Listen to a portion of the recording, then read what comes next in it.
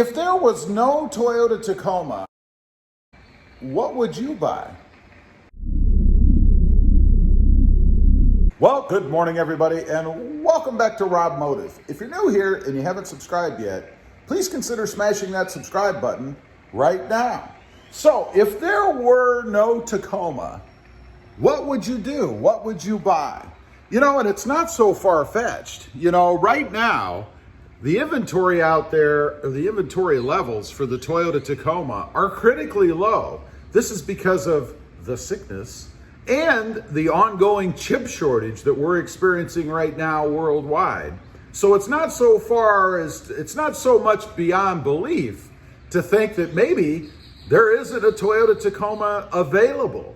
It's just gone. Let's say, for instance, that the chip shortage goes away and Toyota's last in line, and all the other manufacturers are now getting chips and building their trucks, but you can't get the beloved Toyota Tacoma.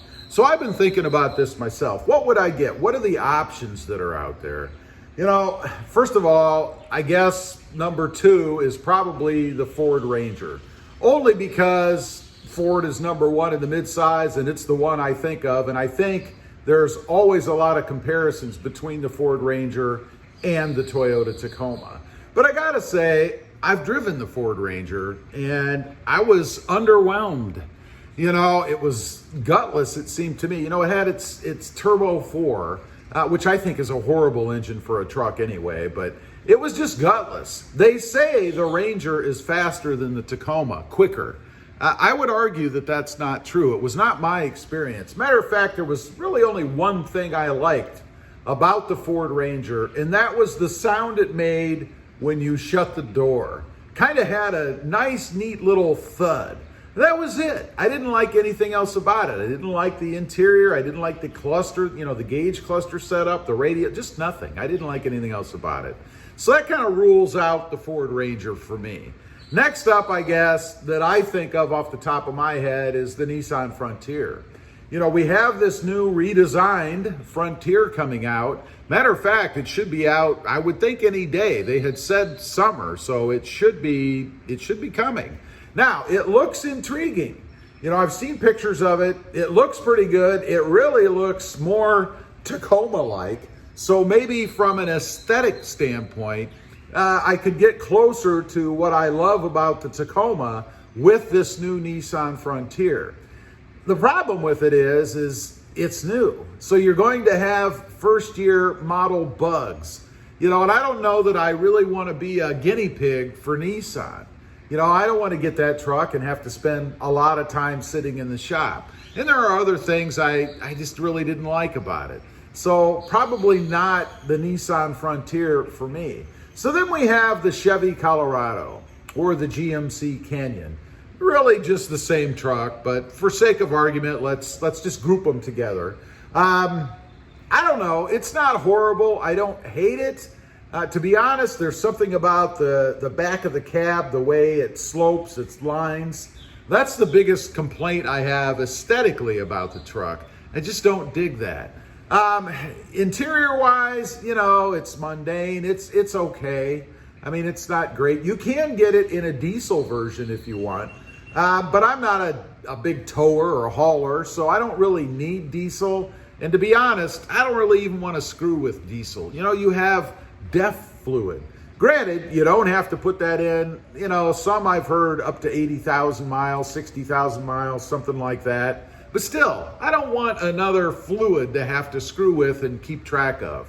So I don't know. The Canyon and the Colorado, they don't really scratch that itch for me. Now, next up, and dare I mention it, even in the same class as a truck, because I really consider it to be more of an SUV with the utility of a bed on it. And that, of course, is the Honda Ridgeline. Now, I hear a lot of good things about the Ridgeline, but I think, though, that's from fanboys, you know, people that really love the Ridgeline because they just love the Ridgeline. Got to admit, Honda has improved the look of the truck anyway, by leaps and bounds. Much better than it used to be, particularly in their all black edition or night edition, whatever they're calling it, that's all blacked out. I kind of like the looks of that. It does have some good utility. I mean, a bed with storage underneath, a bed trunk, a brunk, I don't know what you call it, but that's a pretty cool feature. I do like that it's supposedly, and I haven't tested it myself, but supposedly quicker in acceleration than the Tacoma is. But let's be honest, for me, it just has that SUV feel with a bed. And there's nothing wrong with it. I mean, if you like that and that doesn't bother you, then it's probably a really good option. If you're not a big off-roader and you don't haul or tow a lot, it'd make a good city dweller vehicle, I think. You can throw, some posies in the back, maybe a couple bags of mulch, whatever, take them home and plant them, and it will satisfy that need. So probably that's a decent option if you're stepping out of the real truck realm. Lastly, of course, we have the Jeep Gladiator. Now, I have a Gladiator, which I'm sure you all probably know, so I may be a bit biased because I have experience with it. It is my daily driver. And I gotta say, if I had no choice and there were no Tacoma, the Jeep Gladiator would be my number one choice. Why? There's so many reasons. It is a truck. It has all of the truck capability that the Tacoma has. It exceeds the Tacoma in some areas. It's nice and roomy inside. It's comfortable inside. It has adequate technology. I don't think it's lacking anywhere there. Fuel economy wise, probably gets just a hair better than what my Tacoma does. But the biggest thing about it is its power, its acceleration. I have the 8-speed automatic transmission, and I've got to say, paired with the motor, the engine that's in that truck, it is awesome. It's a match made in car heaven. I love driving that truck. It's zippy. There's a sporty term for you. It's zippy, gets around quick, and frankly, it's fun to drive. It's comfortable, it's smooth. I've said many times before that it kind of reminds me a little bit of a couple of Audis I've had as far as the ride quality goes. It's nice and smooth on the road, not bumpy and jumpy and all over the place. I really like that about the truck. And the last thing is its uniqueness. When you see a Jeep Gladiator on the road, you never mistake it for anything else. A lot of the trucks today look pretty similar, not identical, but pretty similar.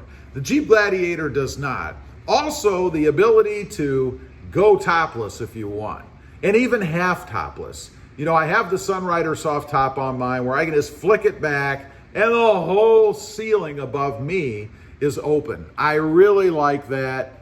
It's just unique. So I suppose if there were no Toyota Tacoma, if for some reason it either just didn't exist or this chip shortage puts them in a position where they can't build them, I would choose the Jeep Gladiator. Leave a comment. Let me know what you think. I'd be curious. If there were no Tacoma or you just could not get one, what would you do? What else would you buy? Certainly you wouldn't just walk. Leave a comment. I'd be curious to know. Also, real quick, if you're interested, I do have 2 additional channels. The first is Robmotive Tundra, all about my hunt for the upcoming redesigned Toyota Tundra.